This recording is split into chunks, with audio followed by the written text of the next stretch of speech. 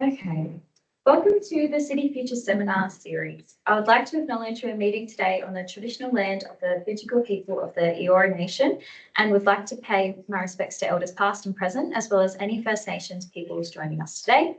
If you are joining online, please mute your microphone and turn off your camera during the presentation. Once we get to the Q&A, you are welcome to turn your camera back on and unmute yourself. You can also put a question into the chat and we will be monitoring the chat for questions. Now I would like to hand over to my colleague, Karian Husseini, who will introduce today's speaker.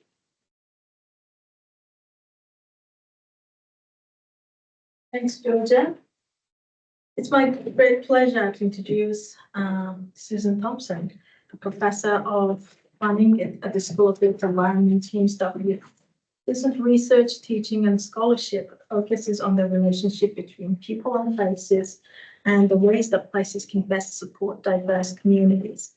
Susan is one of the first urban planners in Australia who advocated for the importance of healthy built environments and have made significant contribution to the policy research and education in the field. In 2015, Susan awarded the Sydney Luca Memorial Medal for her contribution to progressing healthy planning. And today, Susan is going to share with us her long-standing practice as an academic who helped equip aspiring students for their future profession in the built environment. Also, she's going to talk about her unique approach in education in outdoor classrooms that took place in Green Bay in Sydney's inner west. Please welcome Susan Thompson.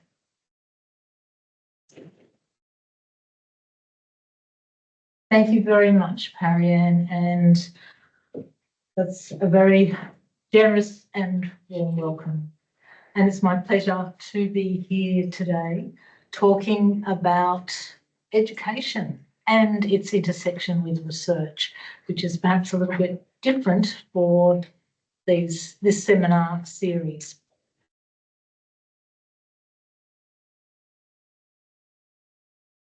I first want to acknowledge the traditional owners of our vast continent, and I want to share with you this beautiful place on the slide. It's an Indigenous artwork entitled Breathe by Indigenous artists Madison Gibbs and Nicole Monks, and it's situated in Yeo Park in Ashfield, and I quote, celebrates the survival and resilience of the Gadigal and Wongal people. I love this work. It's in my local area and I often walk by and I sit there. And as a non-Indigenous person, I'm particularly encouraged by the invitation which I've seen at the site and on the Inner West Council website. And I'll just quote that. This is a place for non-Indigenous people to listen and understand the past and move towards a deeper understanding of the multi-generational impacts of colonial invasion. And for me, this place is also very much about Indigenous stewardship of place since time began. Today, I'm going to offer some fairly broad reflections about the impact of research. I'm going to touch on the impact of research in relation to policy practice, but I'm mostly going to focus on education. And I'm going to give you an idea of some of the evolving foundations that have informed the curriculum that I've worked on for many years for built environment and public health professionals in some courses that I've been teaching, and I'll get to that in a moment. Linked to this is the outdoor classroom that Ariane mentioned, and I'm not sure how unique my approach is, but it's interesting, I think, as an educator to reflect on our approaches.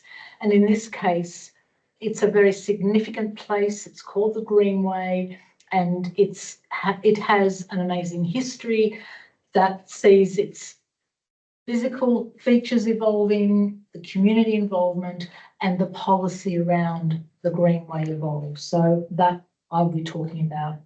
and then the teaching practices in the outdoor classroom for both school and tertiary students. And I'm going to pose the question, well, is there a legacy here? Maybe time will tell. So as an academic researcher, I have been fortunate, and often things in life are being right place, right time when opportunities come along. That fortune was to really be at the forefront as a planner, to be building the foundations of healthy built environments from a planning perspective. And I've been doing that for well over 2 decades. I hope that I'm and have been an impactful researcher, certainly pioneering planning's embrace of health with both policy and practice impact. But I think maybe the most important thing perhaps that I have done as a planning academic, researcher, teacher is in the impact of my research in education. And I want to talk about how I've brought that into my teaching. I'm drawing from a recent co-authored paper in sustainability, and needless to say, I'll give you the link to that paper at the end of the talk. And I particularly, at this point, want to acknowledge my co-author, collaborator, resilience practitioner, and fellow educator, Nick Chapman. So let me just touch on a tiny bit of the research evidence that I have worked on. And I mean, it's really hard to summarise 20 plus years of this work, but perhaps the best way is to talk about the Healthy Built Environments project, which was a 5-year project funded by New South Wales Health. At the time, very unusual that they funded a large research, and it was actually capacity building project around health, and that they funded it for the first time in a built environment faculty. This slide here shows the Healthy Built Environments review of the literature, which was a major piece of work as part of the project. And it was comprehensive, Australian relevant, and an evidence review on research and practice for healthy built environments. And what we found was a wealth of evidence linking the built environment and health. And this has just kept on building, and it was enormous then and it's gigantic now, no exaggeration. But what we did in this literature review was we focused attention on the ways in which planning and the built environment more broadly can have the most effect in terms of people's health, supporting people's health. And we looked at then, or came up with our so-called 3 domains of built environment influence on health, around getting people active, supporting access to healthy food, and connecting communities. And they have all sorts of links with risks for chronic disease, both physical and mental. That has evolved, and we've come up with a 4th domain, not sort of solely alone. This has been happening elsewhere, but we've called our 4th domain planetary health, and we've brought that into the book Planning Australia's Healthy Built Environments in 2019. Lead author Jennifer Kent and myself, published by Routledge. And in that book, we talk about sort of the building up of the evidence, but these 4 domains, and emphasising that planetary health really is the foundational domain upon which all health depends, and that it has a multitude of co-benefits. So if we have actions for healthy people, then inevitably that's going to benefit the health of our planet. So let me just touch on a few ways that this research evidence and other reinforcing evidence has informed policy. It's informed policy for New South Wales Health, their so-called Healthy Urban Development Checklist, first issued in 2009 and then revised and slightly renamed in 2020. It's also informed the healthy eating and active living strategy, particularly the one published for 2013 to 2018. In the built environment, there's been a multitude of impacts in terms of policies at New South Wales State, strategic, metro and regional plans. And at the national level, it was very exciting at the time to see the first national Australian urban policy, Our Cities, Our Future. And there was a strong embrace of health and a marrying of that with this notion of livability. And we also had significant impact in the Environmental Planning and Assessment Act review, the planning legislation, which was a once in a generation opportunity to review that legislation. And we were successful in inserting a health object in the planning bill. Ultimately, that wasn't successful in translating into a new act. However, it did have had many, I think, positive impacts, and now we see health and livability, well-being as really part and parcel of healthy built environment policy. We've also had some gains, I think, in informing practice, and I just referred here to some of the other work that we've done in other research projects, an ARC linkage, then a Landcom Communities of Practice project with the other universities listed there. This has all informed different capacity building seminars and projects for professionals with New South Wales Health, local councils, and ongoing with private practitioners. And it's led to the publication of research-led practice principles. And I won't go into detail here now, but if you want to, you can find those on the City Futures Research Centre site and download them and have a look at those examples of informing policy. But let's get to education and how the work of the Healthy Built Environments program and more broadly has informed education. We now see healthy planning as a core component of planning education. In 2012, in the second edition of Planning Australia, it was the first time that a full chapter on healthy planning was included in a planning text, but subsequently we've seen that happen in many other planning related texts. 2015, I was involved in the Routledge Reader Handbook of Planning for Health and Wellbeing.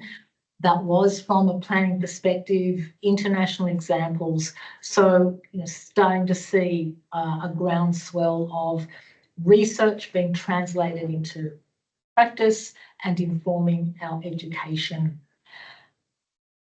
Also, the American text, Making Healthy Places, 2 editions, and we had some involvement in that as well. The new planner, which is also on the slide, was a project that was initiated at the start of the Healthy Built Environments program in 2010, and it was a quarterly column that was written in that journal for over 10 years about healthy built environments, trying to raise planners' awareness and their appreciation of healthy planning. And in many ways, I see that as a bridge between practice and education. And all those pieces are on the City Futures Research Centre site. I've got the link there. And many people have said they have been very useful in education as well as practice. So I just tried to give you a relatively quick overview of some of those key initiatives for research informing practice, policy and education. Now I want to drill down into this particular course or set of courses, 2 courses in fact, but just focusing on the use of the outdoor classroom and how we have developed that and how it's evolved. So how is the research informed this and reinforced the use of this outdoor classroom, and what are the foundations of the educational curriculum and teaching practice? So the diagram just sort of illustrates that, and that's from the paper. So the content is obviously a foundational pillar of the program. The content coming from healthy built environments, so around the role of the built environment in supporting human health, the World Health Organization, and particularly the Healthy Cities movement, and many, many other big themes in that content area. But healthy built environments is a pillar of the content. So too is sustainability, and that's built on the United Nations Brundtland Commission Foundation, where sustainability is defined as meeting the needs of the present without compromising the ability of future generations to meet their own needs. And the other core content component is resilience. And I have to confess, I didn't know that it was well established in engineering, and this was pointed out by one of the very thorough reviewers of our paper. So we put this in, and it was terrific to learn something. But this has been around for a long time in engineering as the ability of a system to modify its functioning to accommodate stresses and uncertainty.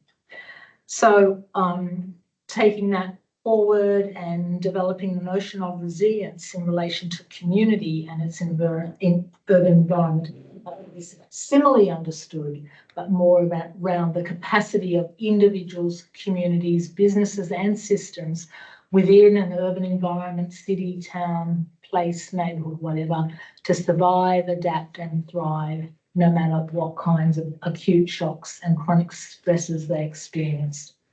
So those are the 3 core content components. Now, the process, that's another key pillar of the course. And the process is very much around this notion of transdisciplinarity. Transdisciplinarity is about an integrated knowledge base for professional practice. And it's beyond disciplinarity, multidisciplinarity, and interdisciplinarity. And in defining transdisciplinarity, we've taken from Roderick Lawrence's definition. Roderick Lawrence, some of you may know, a very fine academic, has done a lot of work around systems, and he's a planning academic, an Australian from Adelaide, I think, originally, but has worked most of his life in Switzerland. He has defined transdisciplinarity as going beyond scientific knowledge to non-academic researchers across the private sector, public administration, community associations and citizens. So that is sort of at the core of the way that we bring the material together, this transdisciplinary notion. And finally, the two other foundational pillars of the educational curriculum, the organisational structures.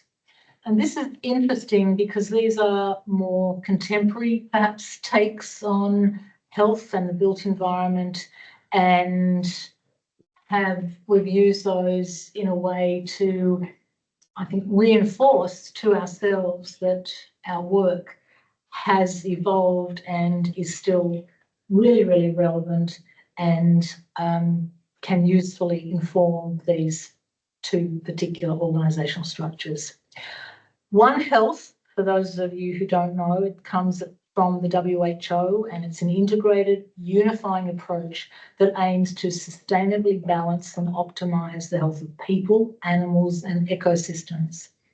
There is some controversy around the definition and the way that One Health is used. There's a range of interpretations from a narrower to a broader interpretation, and we've taken the broader interpretation and used some of the themes and ideas that One Health champions, things like systems thinking, so it's that interlinkage of thinking, advocacy work and Indigenous and community knowledge in creating environments that support the health of both the planet and people. And the final organisational structure is a thing called the Planetary Health Education Framework. And this is a really interesting, relatively recent document in the early 2000s. And the diagram there shows the different themes that are picked up in the Planetary Health Education Framework and the essential natures of what the proponents of this framework see as education practice, that education practice should be picking up.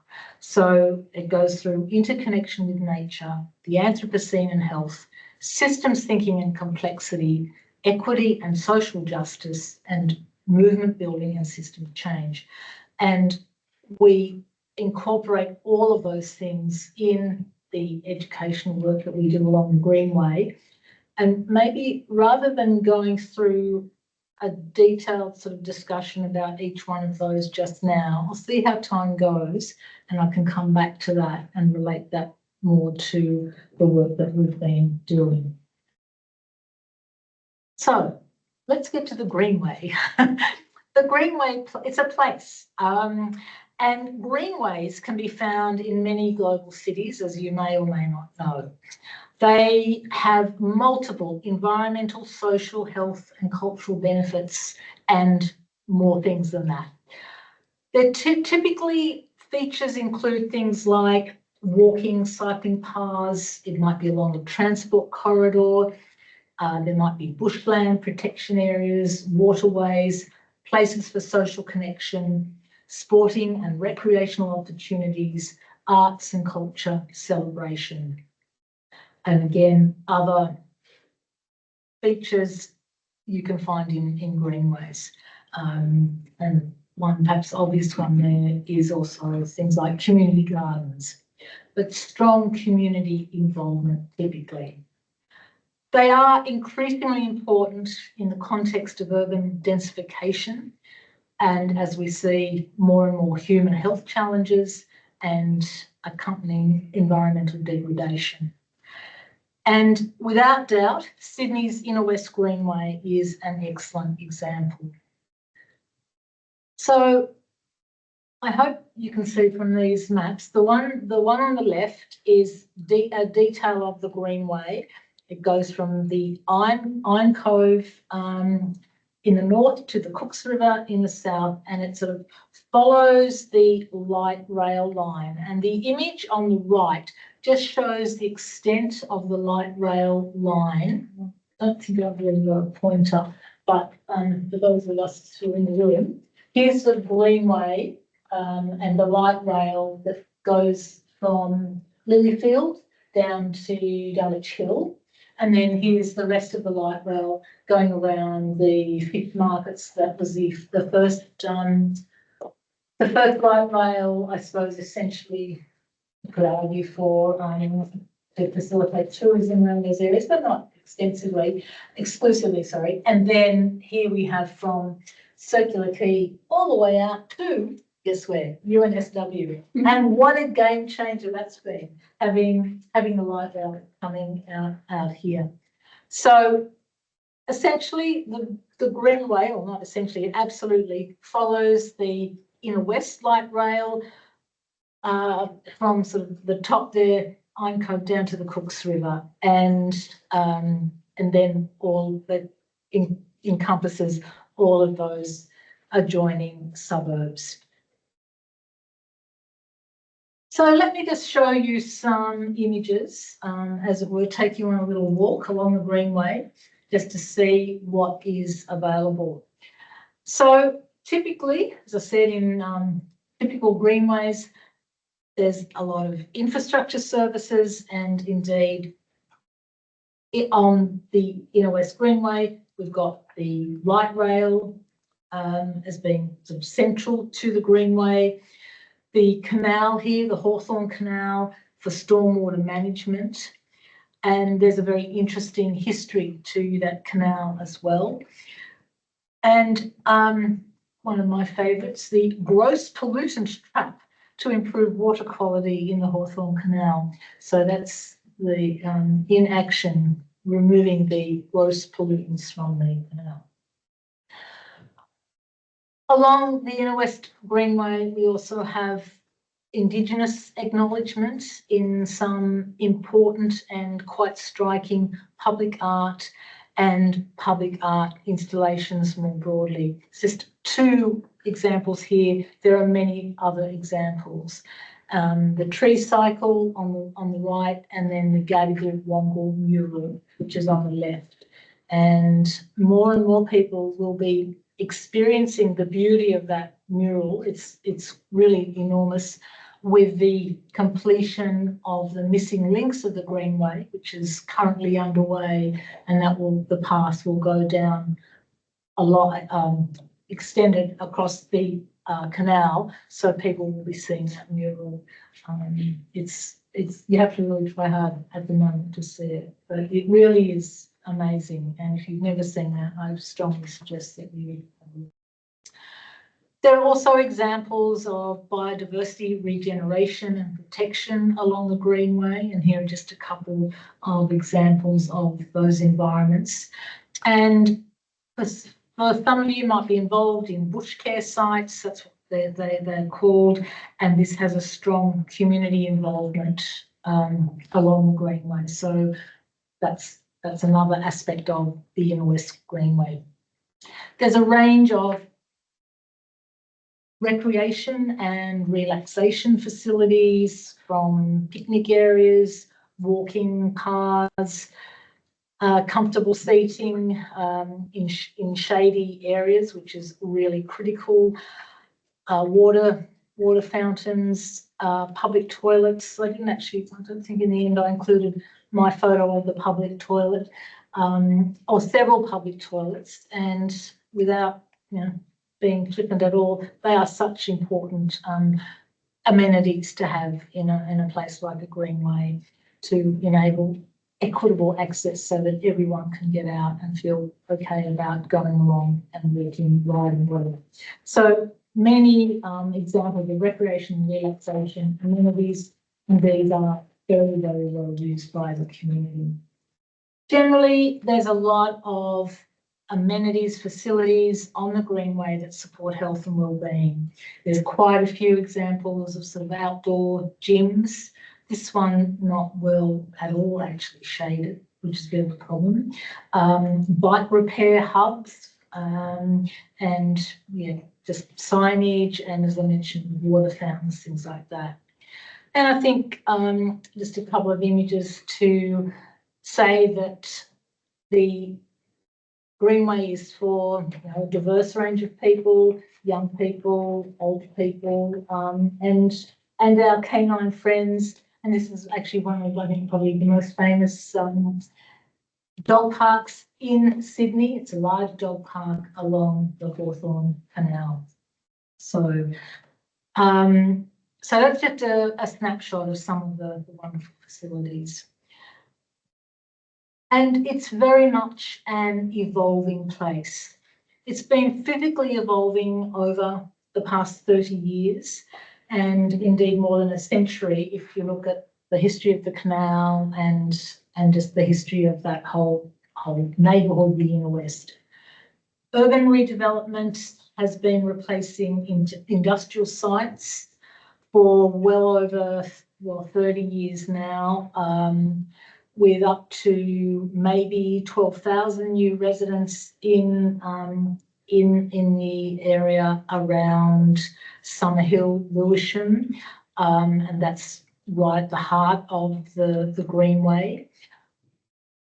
And possibly there'll be many more because of the current state government and the West Council strategic policy to build a lot more residential development.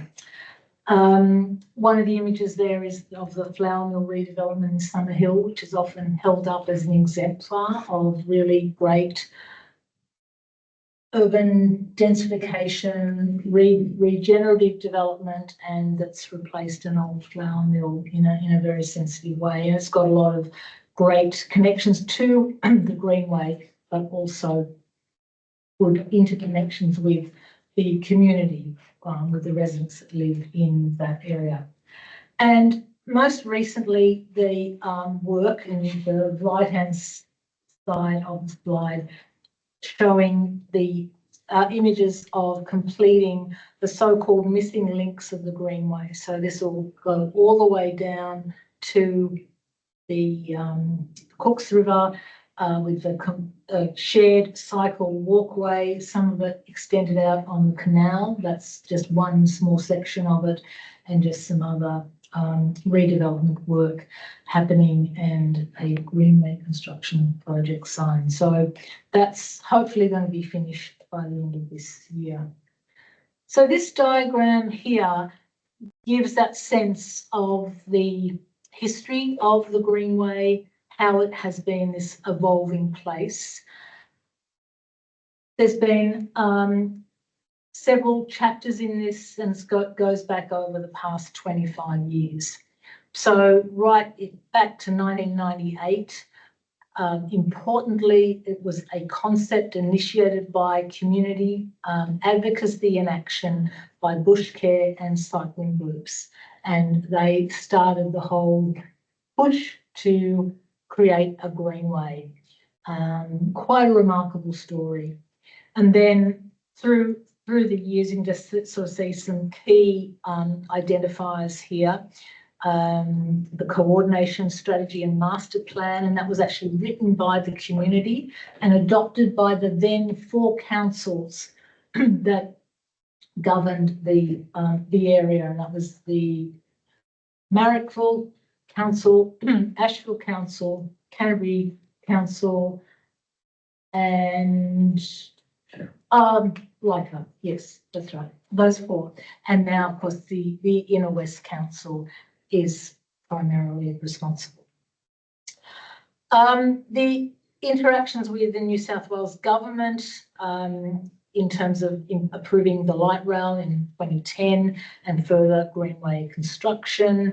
Then we had a state government election and there was a deferral of the Greenway.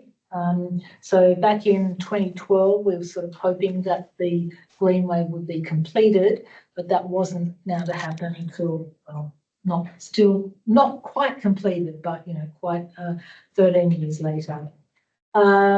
Different things occurred along the way. Then with the inner west light rail opening, the 4 councils coming together on a Greenway place management MOU, and then plans for the new work, the northern missing links section started, and with funding they are now underway and almost completed. So just gives you a bit of an idea of that sense of history, community involvement, and I haven't really gone into the complexities around having 4 councils responsible for this place and trying to have, you know, get together coordinated policy that you know was going to be effective. There's a really wonderful case study which I won't go into, but it's in the paper, where this is demonstrated really well, and a great case study for students to appreciate those complexities. So the Greenway Outdoor Classroom aims to impart knowledge, but also agency and hope for young people via different opportunities that it affords. And if I can just make this point, and it's really critical, hope. Hope is critical for young people, for all of us, obviously, but particularly for those embarking on their lives, their professional work, and young children, young school children. It's well known that they report feeling ill-equipped to address the massive environmental degradation, biodiversity loss, human health crises, etc., etc. And this is a very good survey, Our World, Our State 2020, undertaken by the Australian Institute for Disaster Resilience, or that was their and that survey that they undertook. So taking from that, we felt very much that the Greenway gave the opportunity to nurture hope and give young people agency in terms of the actions that they could undertake, both as school children, but as younger tertiary students going into their professional lives. And also that the Greenway provides an excellent example of the complexities of managing today's urban realm in environmentally sustainable and health supportive ways. So the Greenway has been an outdoor classroom for both school students and tertiary students. And I just want to give you a little bit of a taste of how these two cohorts have been experiencing education along the Greenway and some of the resources and things that we've done. So as part of the 2009 Greenway Coordination Strategy and Master Plan done by the community, as I mentioned, there was a specific education function identified and an aim around education put into that plan. Interestingly, there are 30 schools, 22 primary, 8 secondary, within a 1 kilometre walk of the Greenway. So plenty of potential students that could benefit from that outdoor classroom. The Greenway Primary School Sustainability Program was initiated and to facilitate that education. And part of that work involved a teacher's workbook, a 130-page workbook with practical hands-on activities. And that is available online through a link to the Observatory Hill Environmental Education Centre. And so if you can access that through the paper. The program provided key connections with other subjects across the school curriculum, and in terms of what the Greenway experience encompassed was there were pre-activities before the children went on the out to the Greenway. Then they did a Greenway walk and they undertook specific experiential activities. And these are just a couple of images by Nick Chapman of the children out on the walk, and those two children bending over doing the bug hunt, which I think was their most favourite activity. But they were and these activities are all described in the learning book. So, as I said, there were these first in-school preparatory actives. So where is the Greenway, and through that activity, getting kids to use, different Google Map functions, and then getting them to think about other aspects of environmental degradation and biodiversity loss. So they get out into their playgrounds and look around and start to think about those sorts of things. Then they do this all-day local history and environment walk along the Greenway, and that's led by Greenway staff and teachers of those children. And they look at things like the water cycle, city transport, urban bush care, talk through some Aboriginal stories facilitated by some of the artwork on the Greenway, looking at local history, and develop, and depending on the level of the students, start to look at how the urban form is changing and urban development processes are occurring. So it's a hands-on immersion in that space. And there's just a few comments from children as part of their experience when they go out onto the Greenway, talking about it, and they just give different comments, and I just summarised a few of those. It's not a formal evaluation of their experience, but clearly from what they say, the feedback there is a deep appreciation and deep concern about the state of their local environment, a sense of caring for the local neighbourhood. Many of them express a desire to learn more and to discover ways to protect the environment for the community and to make individual contributions. So things like a sense of agency for children to say, okay, well, maybe I could ride my bike to school rather than jump in the car with my carer to get there. What can I do to start to turn this around? So giving them that sense of hope and agency. So in terms of the outdoor classroom for tertiary students,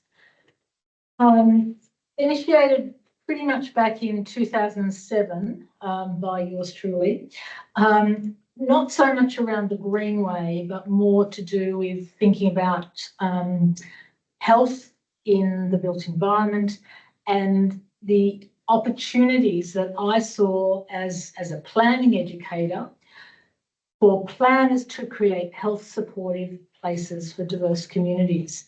And I also felt this was an incredibly positive opportunity for planning, and that really excited me. So that was sort of the beginning of the development of this course, Healthy Planning, and then that got further reinforced when we won the bid to run the Healthy Built Environments program funded through New South Wales Health. And through that, there was development of postgraduate course, another course, and further development of the undergraduate course, Healthy Planning. The inclusion of the Greenway as central to the curriculum evolved from there, and that evolvement also saw the changing Greenway, as I explained a little bit before, and indeed it became such a rich teaching resource, offering a sense of hope and agency. I had students from both built environment and health working in teams, researching issues around light rail, environment and health. And when we first started using the Greenway, the light rail stations were only just sort of being completed. So there was enormous opportunity to really get the students thinking about the relationship of light rail, public transport, active transport with the environmental benefits of the Greenway and its broader health supportive aspects. There were changes during and following COVID. That's a little bit further down the track, but that has changed things, but as has the evolution of the Greenway. And I just sort of note that, and maybe that's something to come back to think about. When I was preparing for today's talk, I actually trawled through many years of photos and found some that I'd totally forgotten about, but of students. The one on the left up here, student from construction management, another student from exercise physiology, a couple of students, I think the other students were from the built environment, possibly from planning, but often we had landscape architecture students as well as design students. Each student group was assigned a light rail station and was around an assignment called A Sustainable Place, connecting the Greenway to be inclusive, safe, healthy and walkable. And they would work in their multidisciplinary teams at the light rail station that they were allocated, and they were given a range of tasks to undertake, but very much to immerse themselves in that sort of the neighbourhood, the greenway immediately adjacent to their allocated light rail station. They looked at walkability. They conducted an audit of walkability. So they learned a lot about different walkability tools and so on, but focusing on the co-benefits of walkability around environmental sustainability, social connectivity, better health and inclusivity and so on. And then they were to come up with a set of recommendations to improve walkability and pedestrian safety and comfort around the light rail stops. They did a report on that, but they also produced a poster, and the image of the posters where it said UNSW student display was part of the annual Greenway art exhibition. So every year, still continuing, there's a Greenway art exhibition of some fabulous artwork, and I encourage you to have a look at all this and keep an eye. It's usually later in the year, West Council website. But the posters were always displayed as part of the art exhibition, and created some interesting comments from the community as they walked around looking at the artworks, but also knowing very, very well exactly those environments, because their environment, and talking about what they thought would work and what might not work. And wow, I've never thought of that. Oh, that's an interesting idea. So there were some really way out ideas, some fun things, but the work was overall just fantastic. And just a couple of other images of different students and their work. Through the typical student course teaching evaluations that university conducts, there's a massive feedback over the years. Some of the key issues that students talked about, very, very briefly summarising, they talked a lot about new knowledge that they gained, particularly around the relationship between the environment being pivotal for supporting human health and flourishing. They enjoyed the use of the Greenway to actively share and learn from each other, and there was a lot of comments about working in those mixed disciplinary student teams, as well as the transdisciplinary way of working, thinking about how that then translates to practice.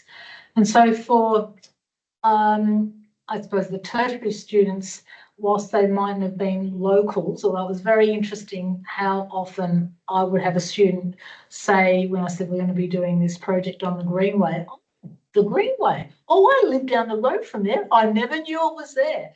And I think, oh dear, that's, I think they know it's there now, but that was also interesting, that clearly there needed to be a little bit more maybe signage and information, but I think that was a few years ago.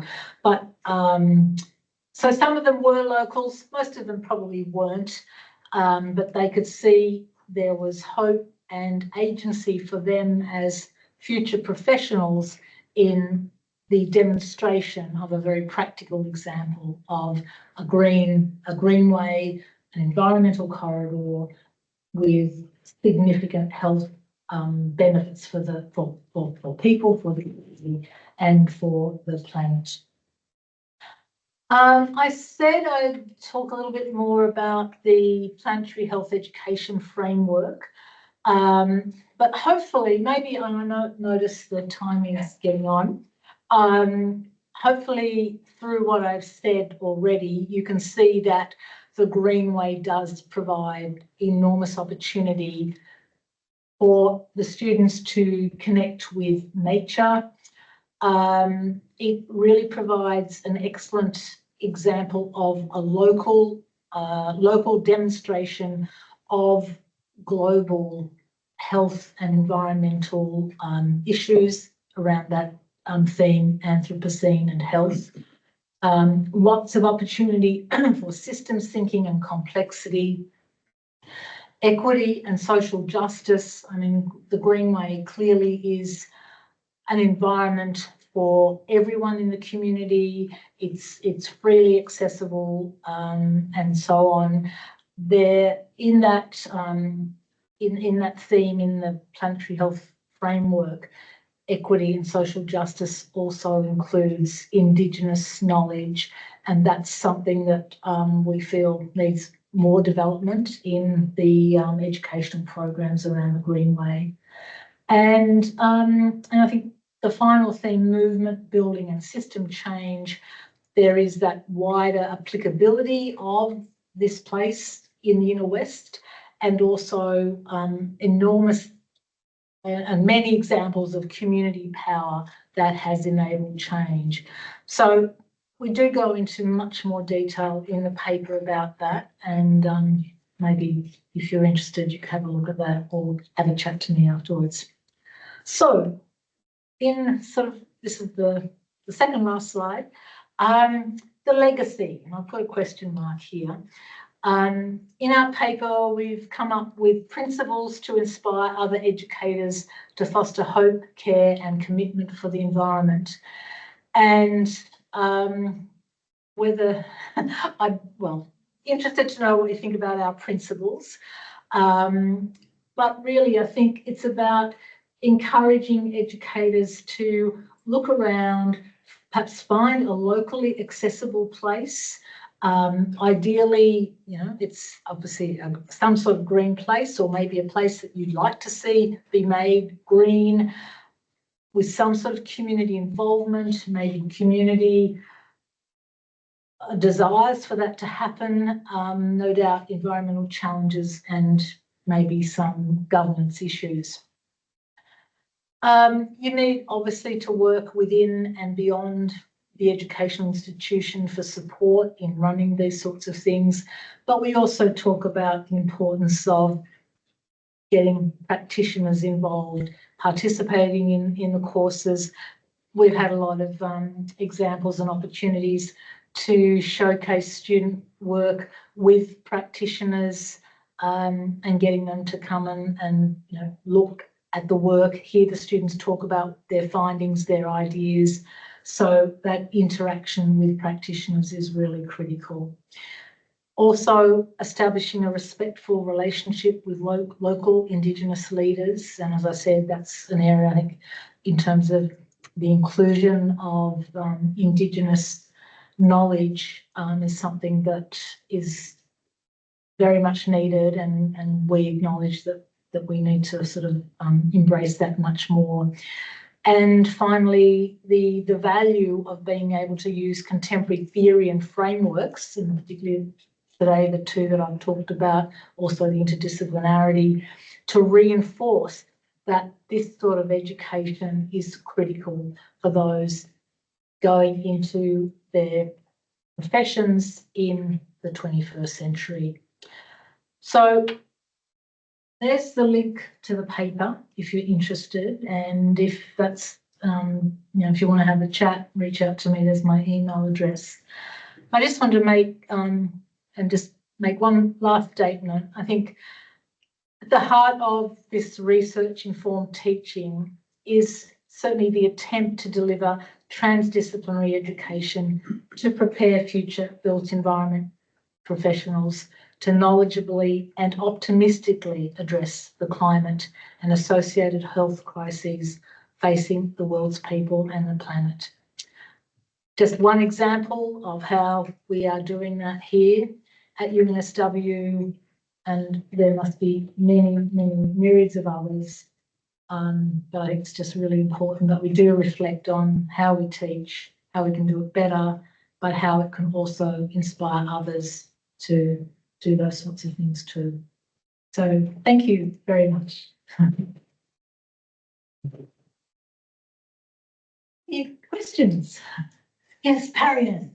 Yeah, thank you so much. And I wanted to know your idea on not only the education side of it, but like your experience. Looking at the outer west ring of Sydney, like further from Parramatta, what I see there is like there are transport stations and residential towers over there. And it's very hard to get to some kind of large part of bushlands. You may see some sort of lawn that people are using, but they're very small, very limited to access visually or access physically.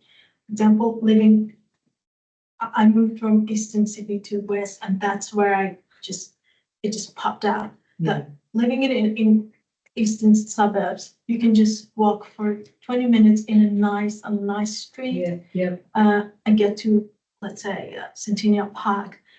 But further west there, it seems like the focus is, or the assumption is, if someone is living there, they're going to own a car, and they might not need to, have a nice bushwalk every week or 5 times in a week. I wanted to know what you think about like the planning practices in that outer West Sydney. It seems like they are overwhelmed by new apartments, and other facilities are not just keeping up as housing. What do you think about that? Well, you hit on a massive failure of planning and the problem of planning with the car and not understanding how ultimately detrimental that has been to the planet's health and to our individual health. There are, I think, ways that perhaps you can look at local environments to think, well, how can we improve the environment so at least people might, enjoy walking around their local environment. I think a lot of those programs also need community involvement and some sort of program that might encourage people to do that. But if you've got an environment that's so hot and so unpleasant, no one's going to be wanting to walk around there for their health or leisure or recreation, let alone having to walk a long way to get to a station, a bus stop, or a bus that comes once an hour if you're lucky, and never on a Saturday or a Sunday. There is a lot of apartment building happening and going to happen, we are told. There is some really good work happening through the family-friendly apartments guidelines that the Western Sydney Local Health District has initiated, and they've published this guideline. So looking at how apartments can support, say, children being more active. They're focused on family-friendly apartments, so there's lots of issues about size and design and so on, but also the provision of play space, open space, and then how those apartment buildings then interconnect with the rest of the street infrastructure, public transport, and so on. I think it's also looking at, well, are there programs that a community could instigate that help people to, say, get to a train station more easily, so that they are then less reliant on their cars. But it's a huge cultural issue as well, because children don't walk. A lot of children don't walk to school anymore, so the default is you jump in a car and you get there, by going by car. And on a hot summer's day, having the aircon on in the car and getting there is probably, you know, the most preferred way, but with enormous implications, you know, for health and you know, for into the future. That hasn't answered the question. It's what we're trying, I think, to turn around now. But of course, planning and implementing those changes is slow. So there's some really good stuff happening in Parramatta in terms of supportive green infrastructure, but there's a lot of people to accommodate, and there's only a finite amount of green space. So it's an ongoing issue, and we have to be advocating for this. And part of our responsibility as, you know, as built environment professionals is to say, look, this is not good enough, and these things need to change. And as I said, yes, okay. Yes, Bruce. Susan, I gather that the Greenway linked together a lot of existing green spaces. You mentioned the term missing links. Yes. I'm interested in the missing links. Did that require land acquisition? What kind of land was it, and was it associated with the light rail? No, I don't think it. I don't think it's involved any land acquisition, but might have to take that on notice and ask my colleague Nick Chapman. But essentially, it was to complete the cycle and walkway, so that you could go from the Iron Cove in the east all the way to the Cooks River on this one continuous pathway. And a lot of the new combined cycle walkway is being built over the side of the canal, and I showed you an image of some of that in the presentation. It does go through. I mean, there's existing parkland. I think there's where it does go through the pathway. There's been controversy because of some conflict with bush care sites and the location of the path. But it's been a plan that's been there for many years. But then, you know, back in 2012, when the new state government just said, no, we're not going to build that while we're doing the light rail, although they were committed to the light rail, which was a shame, because I think it would have been a lot cheaper to have done it then. But anyway, they didn't. Now we're doing it. And so that's essentially, I think, what it is. Yeah. So, and of course, if and it also goes along existing, you know, footpaths, and there's some change to, I think they're going to be putting in they're putting in some tunnels. So where I showed you the Indigenous mural, there's a tunnel quite close to that. So, I mean, that's cost an enormous amount of money. But so I think there's going to be another tunnel.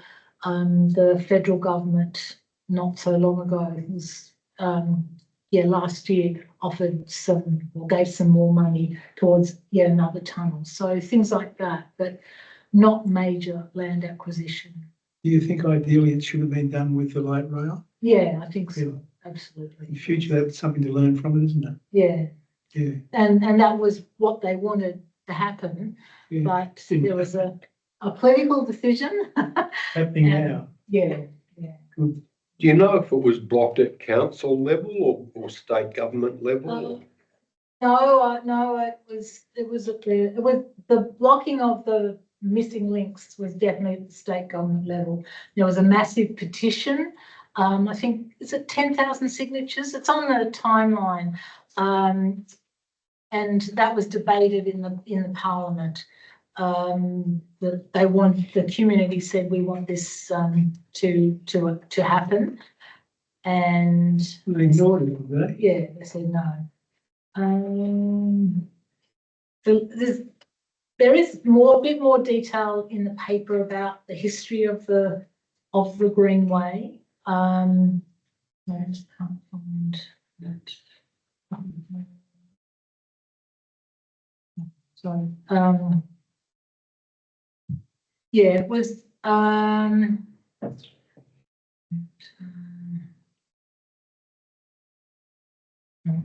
it might be in the paper, I don't have the notes here, but there was a large petition when the state government deferred the completion of the Greenway back in 2012.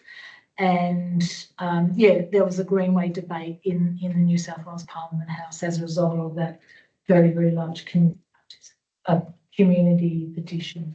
Yeah. So then we have two Yeah, we have questions. two questions from. Oh, okay. So the first question is, are there any practical or logistical challenges with taking the classroom outside? And that question was from Christopher Standard. Okay, yeah. Hi, Chris. Yeah, great question. And we've written a little bit in the paper about some of the logistic challenges. Certainly resourcing, and I'll just briefly mention those ones: resourcing, scheduling, and student diversity, accommodating different levels of knowledge in an inclusive way as possible. Certainly, we've always managed to take students out. Maybe we just do that in the built environment. Certainly there's administrative hurdles that one, there's many forms, and sadly that's got not easier. It hasn't got easier as time has gone on. But no, I mean, not really in terms of just the physicality of taking the students out.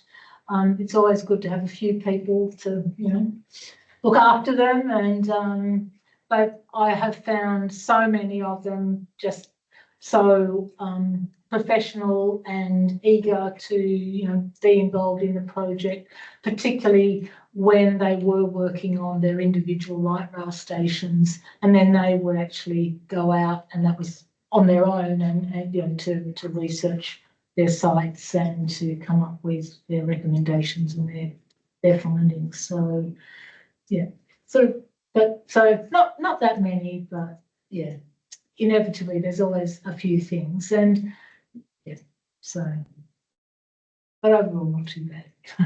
Perfect. And then there was one last question from Peter McHugh. He said, such a great place that seems to have evolved by the passionate and sustained work of very informed advocates and local community. Any reflections on how we might be able to take the lessons from such a large place as the Greenway to generate more smaller but similar valuable places, for example, pocket parks as a default, rather than requiring all the passionate advocacy? It's on the screen there for you. Okay. It's a big question. Yes. Great question, Peter. I mean, in terms of community involvement, it inevitably, I think, needs someone who's interested and who's going to champion the project, or champion the idea of, hey, let's all get together and say, well, we'd like a pocket park, down the end of our street, or whatever. But I think maybe in telling the story of community advocacy, can work, but it takes a long time, and people get tired and people move away. And I mean, you saw the timeline, and probably Nick would be even better to make some comments on that, because he was one of the early champions from the community around all of this, and then that evolved as his work with the Greenway, and then he became the place manager and so on. When you mentioned pocket parks, I remember in Seattle seeing some really lovely little tiny pocket parks, but they were So yeah, beautiful little spaces of green, obviously with a lot of community input, quite often with a little bit of public art that, you know, a local person might have put in there. I suppose not. Also thinking it's not about a pocket park, but nature strip gardens where a neighbour might come out, and I think you mentioned to me one day somebody, you know, just putting a seat out in front of their house or on the nature strip, and then, you know, getting into trouble from the council for doing that. Or there's a little garden in an area where I walk, planted out by you know, a resident in that street, and there's little statues and lots of plants. But apparently, you know, the community or the nature strip garden policy by the council doesn't allow those little statues. So the statues are still there. Kids love them. They've been there for a long time. So I suppose maybe it's a matter of encouraging people to do those things. Of course, there's safety, but so often it's because of a liability, you know, concern that, oh no, you can't do that. But you know, be keen to, you know, hear of other people's experience. I think there's just lots of point in telling different stories and encouraging of those great, you know, great stories about communities who've done things like that. And I think, you know, there are many stories to encourage people not to give up. Loads of examples, I'm sure, of community gardens. So maybe that's a project. Nice one, Susan. Well done, Nick. Well, so have you got some examples around where you are, Peter? Well, those ones that you mentioned, Susan, just someone putting it. So my concern about the Greenway is that it took so long and so much advocacy and so much passion, and sure. So we don't want that to be perceived by those young people as, oh, that's just too hard.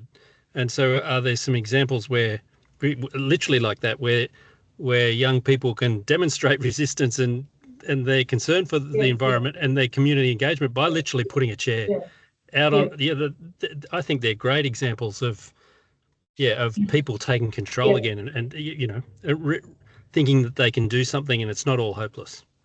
No, well, I suppose pop-up you know, occur like that and people do things like that. But I think, it's a really good point and something that I should be discussing with the students, because the Greenway is a very, very long-term project. It's big, huge. But it's important to have those tiny little pockets. And great point. Thank you. Perfect. Well, thank you so much, Susan.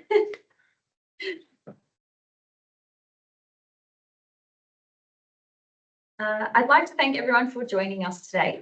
Just a quick reminder that our next seminar will be held on Thursday, the 31st of July from 4 p.m. to 5 p.m, where we'll hear from Dr. Andrew Clark, who will present their research titled The Importance of Stable Housing in Social Capital Development and Utilisation, How Homelessness Undermines Recognition and Autonomy. Thank you for your time, and I hope you all have a great afternoon.